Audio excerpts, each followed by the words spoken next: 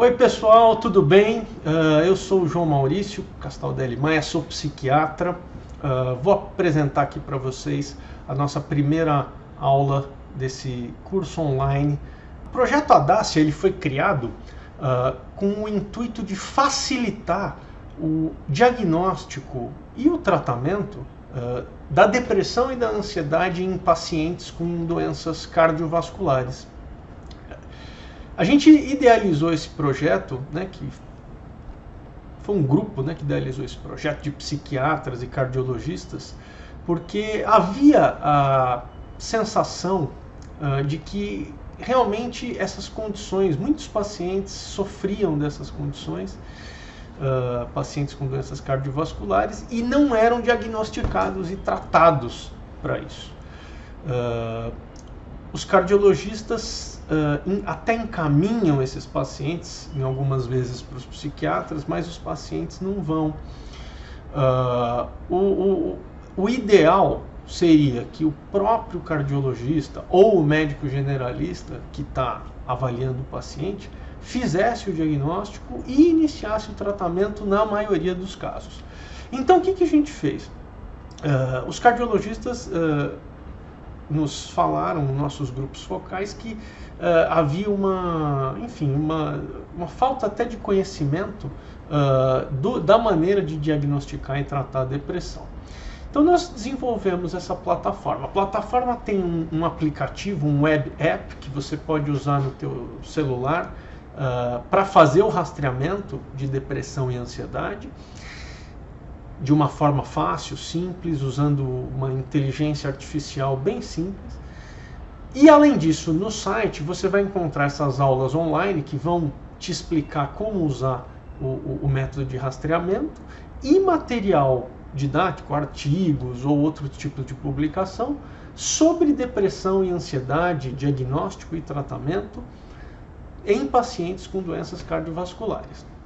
Então, nesse primeiro momento, eu vou falar do rastreamento, pessoal. Como rastrear essas condições em pacientes com doenças cardiovasculares?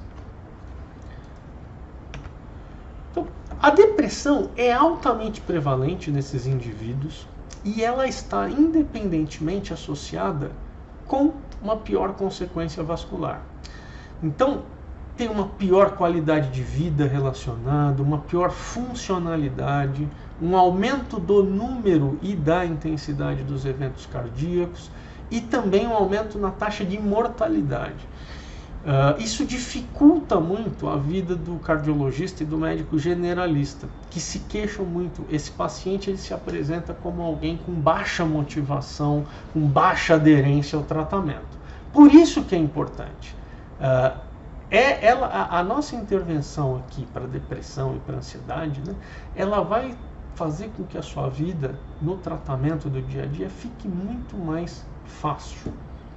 Então, por exemplo, em pacientes com insuficiência coronariana, aproximadamente 1/4 apresenta depressão.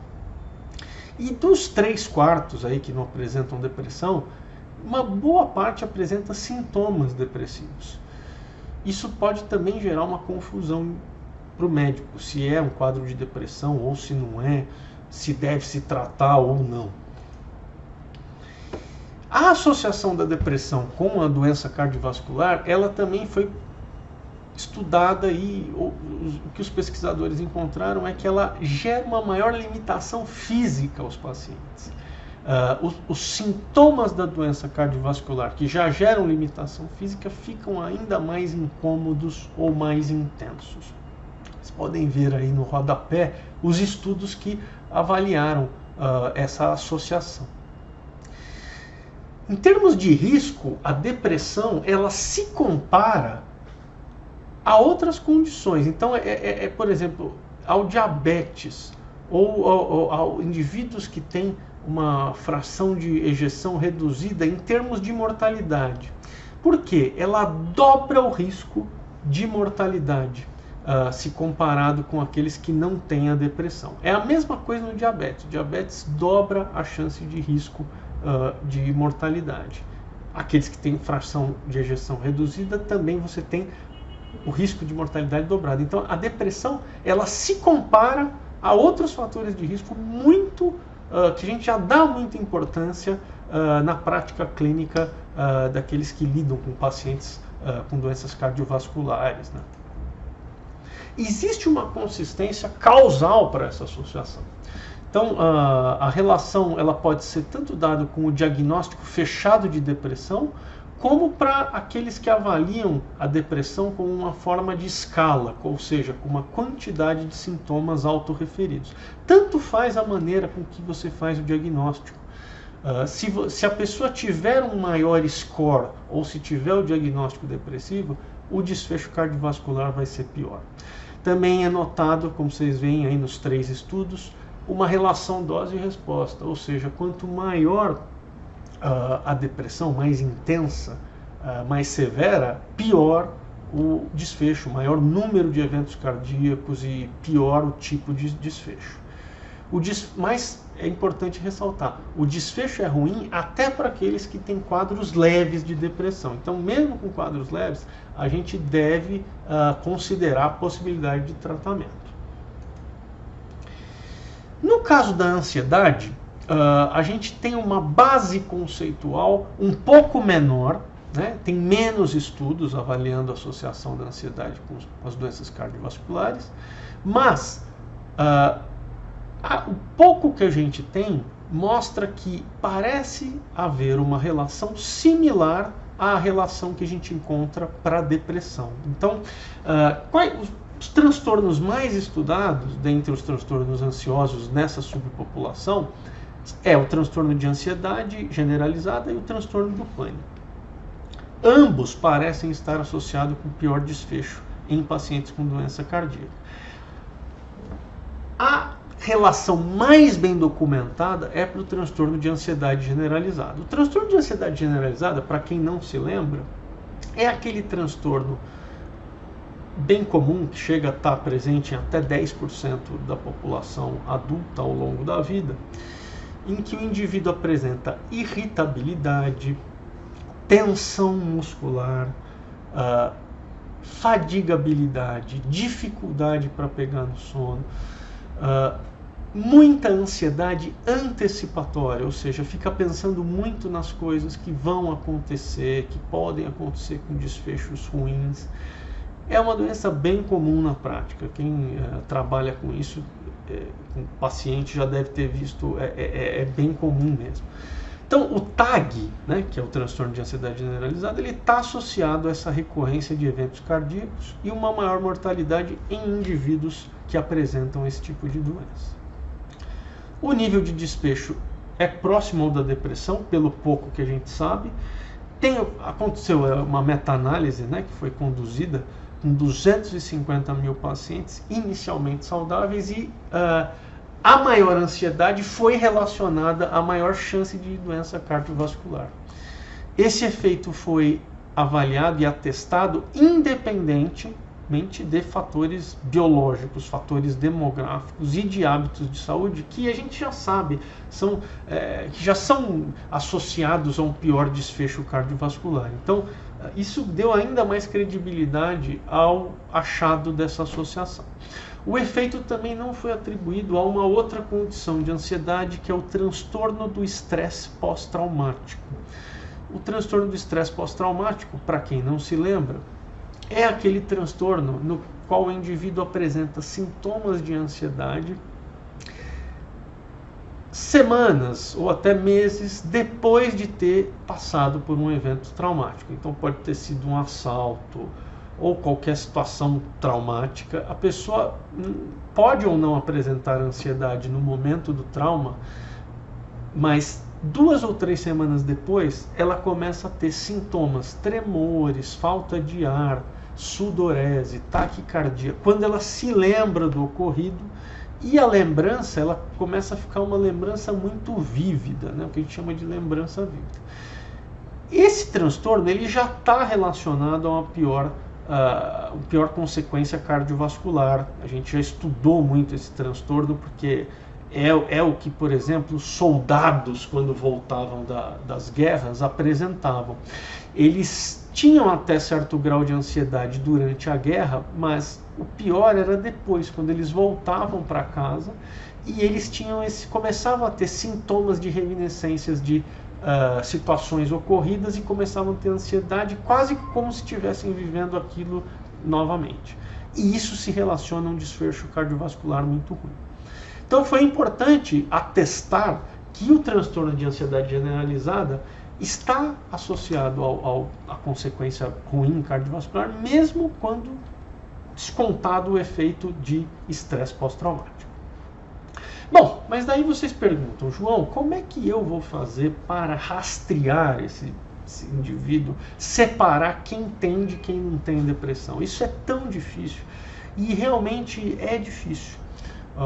É tão difícil que a gente desenvolveu, né, na psiquiatria muitas escalas diagnósticas para avaliar os dois transtornos. Então, a gente tem, por exemplo, duas escalas, que são as escalas que a gente selecionou para esse trabalho, que são a PHQ para depressão e a GAD para ansiedade.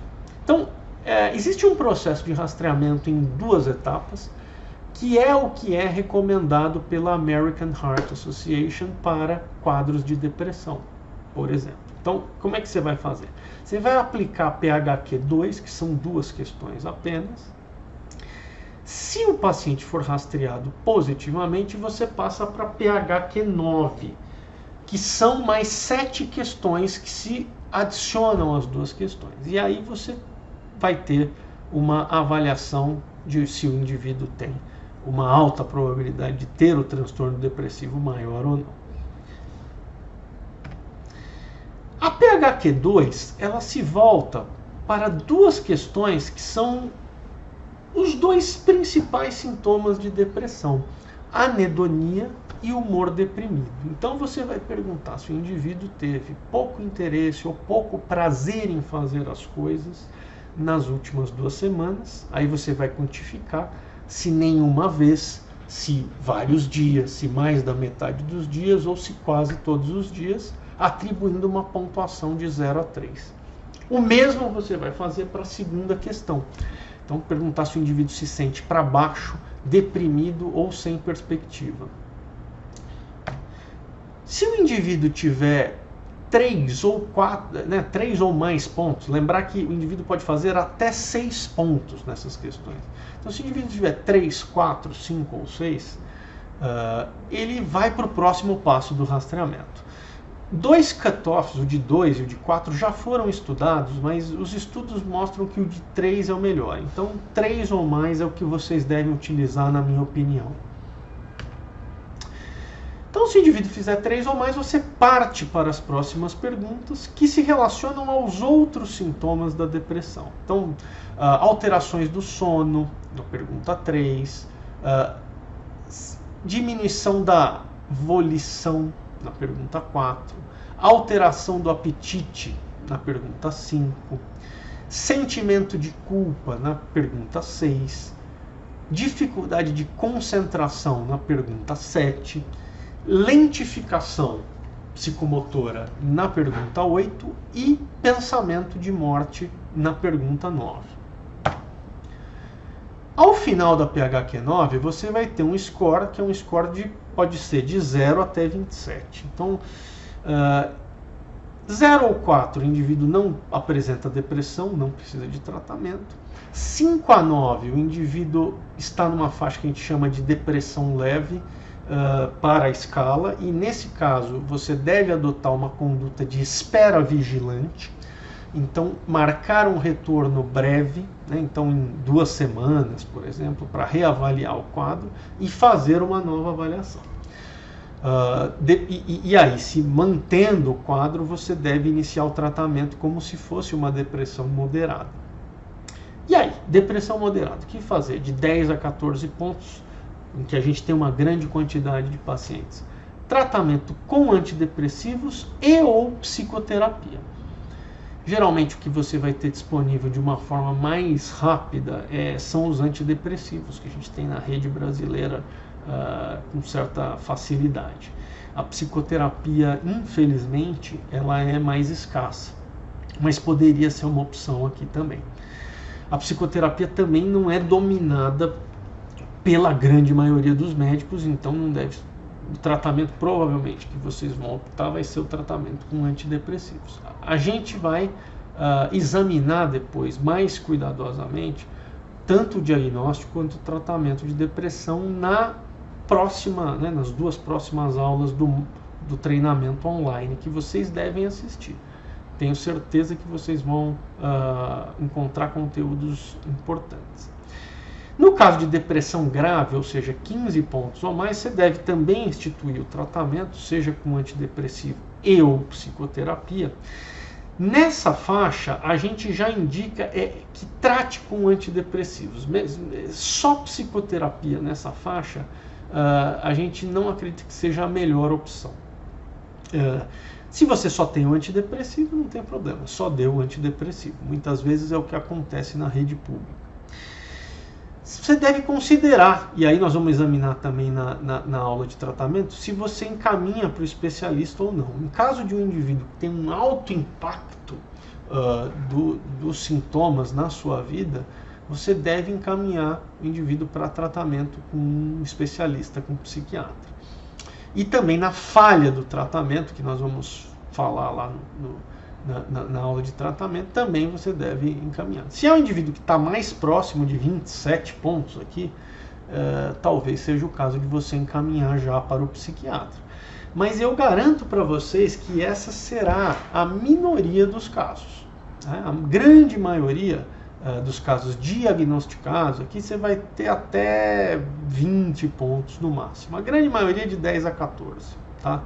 Daqueles que têm depressão moderada, né, ou grave. No caso da GAD, pessoal, o raciocínio é o mesmo. Então você tem 2 perguntas, né? Então, perguntas de se o indivíduo se sente nervoso, ansioso ou muito tenso, e se sente incapaz de impedir ou controlar as preocupações. Você tem uma pontuação bem similar à pontuação, à quantificação que é usada pela PHQ.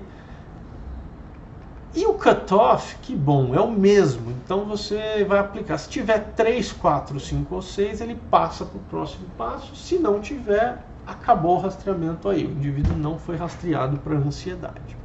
Vários estudos avaliaram e o cutoff de 3 parece ótimo. O cutoff de 2 é muito sensível e o de 4 é muito específico. Então o de 3 é o que a gente indica para vocês como o melhor. Sendo positivo, você passa para as próximas perguntas, que são mais 5. Então você tem preocupação excessiva, dificuldade para relaxar, dificuldade, né, de permanecer sentado, irritabilidade fácil e medo como se algo fosse acontecer. O máximo da pontuação nessa escala são 21 pontos. E o cutoff que a gente indica é o cutoff de 8, tá? Apesar de ele ser mais sensível, talvez alguns autores indicam o cutoff de 9, mas de 8 em diante a gente acredita que você deve sim partir para o próximo passo. Nesse caso tem um próximo passo que é avaliar o tipo de transtorno de ansiedade que o indivíduo tem. Transtorno de ansiedade generalizada, transtorno do pânico, fobia social ou transtorno de estresse pós-traumático, tá? Então nós vamos ter uma aula de diagnóstico em ansiedade que vocês devem assistir. É uma aula também curta, não é longa, para que vocês se aperfeiçoem um pouco mais no diagnóstico diferencial dos transtornos ansiosos. Não é difícil. Nós envelopamos aqui tudo, né, de uma maneira para que torne a vida de vocês mais fácil, e a nossa expectativa é que a gente consiga diagnosticar mais casos. Muitas pessoas que estão por aí sofrendo,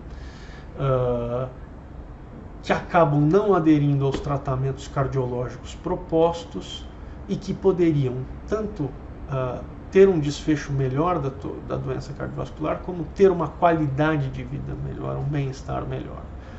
Vocês podem oferecer isso para o seu paciente e devem fazer. Essa é a medicina moderna, atual, em que a gente tem alguns transtornos mentais que devem ser dominados por todos os médicos, especialmente na abordagem, né, na avaliação e no tratamento dos quadros leves a moderados. Então, esse é o caso da depressão e dos transtornos de ansiedade. Então, muito obrigado. A gente se vê nos próximos módulos de aula. Lembrando para vocês, que só por último, que o nosso web app, ele contém as duas escalas e ele já faz para vocês, através da inteligência artificial simples, o feedback. Você só tem que completar, preenchendo se sim, né, qual o grau do sintoma no web app, e ele fornece para você já no final o grau de depressão que o indivíduo está ou não, ou se ele foi rastreado positivamente para transtorno de ansiedade ou não, e o que você deve fazer. Tá bom? Obrigado.